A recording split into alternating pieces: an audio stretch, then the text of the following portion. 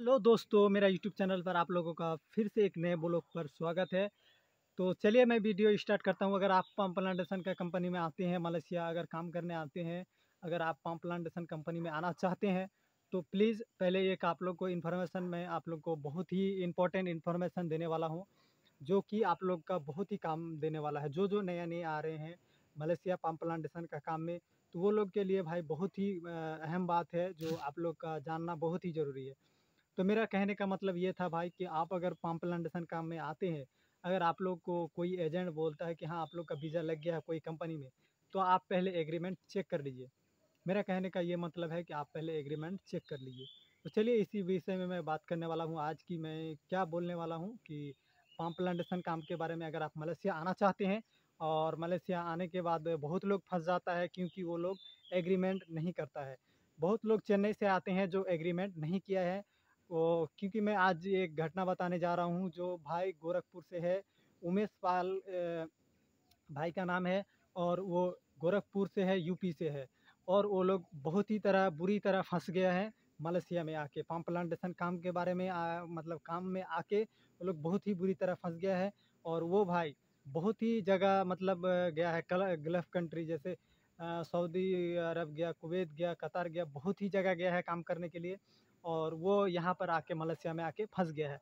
उसका यही गलती है कि भाई एग्रीमेंट चेक नहीं किया है और एग्रीमेंट नहीं बनाया है। वो उसको बोला गया था कि मैं कंपनी में तुम्हारा वीज़ा लगा दूंगा, और वीज़ा लग चुका है। तो वो मलेशिया में आ चुका है और एग्रीमेंट वो नहीं चेक किया, क्योंकि उसको बोला गया है कि आप एग्रीमेंट लेकर क्या कीजिएगा, एग्रीमेंट आपका क्या काम देगा। एग्रीमेंट वहाँ पर 1500 रिंगित बेसिक चलता है वहाँ पर मलेशिया में। आप मलेशिया चले जाइए। और उस तरह उसको बोल के पम्प प्लांटेशन का काम में भेज दिया, बोला अच्छा कंपनी है।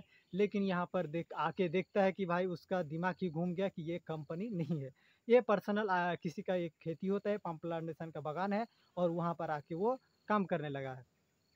तो मेरा यही कहने का मतलब है भाई कि अगर आप लोग पम्प प्लांटेशन का काम में आना चाहते हैं, मेडिकल कीजिए, अच्छी बात है, वीज़ा लगाइए, सही बात है। लेकिन जब एग्रीमेंट बिना किए मलेशिया मत आइए। एग्रीमेंट में पहले चेक कर लीजिए कि आपका एग्रीमेंट में किस कंपनी में आप जा रहे हैं।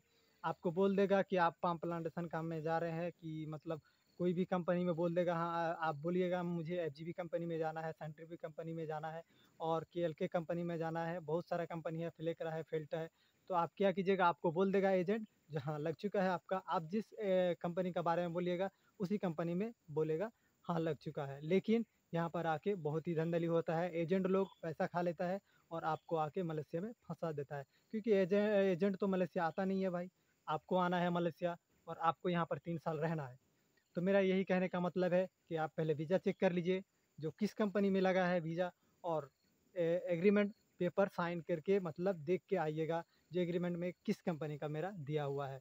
तो पहले चलिए भाई, मैं इसी में कहता हूँ कि अगर आप लोग मेरा यूट्यूब चैनल अभी तक सब्सक्राइब नहीं किए हैं, तो प्लीज़ यूट्यूब चैनल को सब्सक्राइब कर दीजिए, क्योंकि मैं नए नए ब्लॉग यूट्यूब में डालते रहता हूँ पम्प प्लांटेशन काम के बारे में। मैं बागान के बारे में ही ज़्यादातर वीडियो डालता हूँ, ये पम्प प्लांटेशन मलेशिया में कैसे काम होता है, और जनरल वर्कर के कैसे सुविधा दिया जाता है, कैसे किया जाता है। तो चलिए भाई, इसी मतलब आप लोग अगर आना चाहते हैं मलेशिया, तो सावधान से आइए और सतर्क रहिए, किसी भी धोखेधारी या किसी भी एजेंट्स के चक्कर में मत फंसिए। आप लोग को आके फिर बहुत ही दिक्कत पड़ेगा। इसीलिए मैं बोल रहा हूँ कि भाई आप लोग एग्रीमेंट चेक करके आइएगा, किसी भी कंपनी में लगने से पहले। अगर आप किसी भी कंपनी में अगर नहीं लगा, और आपको कोई भी लोकल आके कंपनी में अगर यहाँ पर भेज देगा, तो आपको बहुत ही दिक्कत है। यहाँ तो 1500 रिंगित बोलता है कि मलेशिया में 1500 रिंगित है, लेकिन ऐसा कुछ भी नहीं है। यहाँ पर आके आप लोग को बेसिक में काम कभी कभी कंपनी के बगैर नहीं देगा। अगर दूसरे कंपनी में आते हैं, लोकल कंपनी में, तो आपको बेसिक में नहीं देगा, डायरेक्ट आपको कॉन्ट्रैक्ट में देगा। अगर आप नए मतलब वर्कर हैं, जनरल वर्कर नए हैं, अगर पम्प प्लांटेशन काम के बारे में आपको तजुर्बा नहीं है, कुछ भी मालूम नहीं है, तो आप क्या कॉन्ट्रैक्ट में कर सकते हैं? नहीं कर सकते हैं, क्योंकि आपको कॉन्ट्रैक्ट में कुछ मालूम ही नहीं रहेगा भाई, कैसे मैं फल काटूँगा, कैसे मतलब जंगल साफ़ करना पड़ेगा। ये तो आसान बात है, 1 दिन के बाद हो जाएगा, लेकिन फल काटना बहुत ही मुश्किल होता है। और लोडिंग करना अगर आपको कॉन्ट्रैक्ट बेस में दे देगा, तो आपको मालूम ही नहीं चलेगा कितना कैसे टन देता है, कैसे क्या होता है, कितना फल काटने पर कितना हमको सैलरी मिलेगा। अगर आप इस तरह अगर नहीं जानकारी रहेगा, अगर आपको आके डायरेक्ट कॉन्ट्रैक्ट में काम दे देगा, तो आपका बहुत ही दिक्कत है, और आपका सैलरी भी नहीं बनेगा। मान लीजिए अगर 1500 रिंगित आपका तो बोल देता है बिना एग्रीमेंट का, और आपको एग्रीमेंट नहीं साइन करवाएगा और एग्रीमेंट नहीं बनवाएगा तो आपको बहुत ही दिक्कत है। यहाँ पर आके आपको 800-900 सैलरी मिलेगा। जिस भाई के बारे में मैं बोल रहा हूँ, उमेश भाई, जो उमेश पाल भाई है, वो यूपी गोरखपुर से है और वो लोग आके बुरी तरह फंस चुका है। वो लोग बिना कंपनी के आके फंस चुका है। वो लोग को एफजीबी कंपनी के बारे में बोला था एजेंट, और बोला था कि आप लोग का सही काम है और आप आराम से जाइए, कोई दिक्कत नहीं होगा, अगर दिक्कत होगा तो मुझे कॉल कीजिएगा। लेकिन अभी जो कॉल कर रहा है, फंसने के बाद अभी कॉल कर रहा है, तो उसका एजेंट फ़ोन नहीं उठा रहा है। फ़ोन नहीं उठाएगा भाई, तो आपको मलेशिया में कोई मदद नहीं करने आएगा, क्योंकि ये कंपनी नहीं है। अदर कंपनी में आपका कोई मदद नहीं करेगा।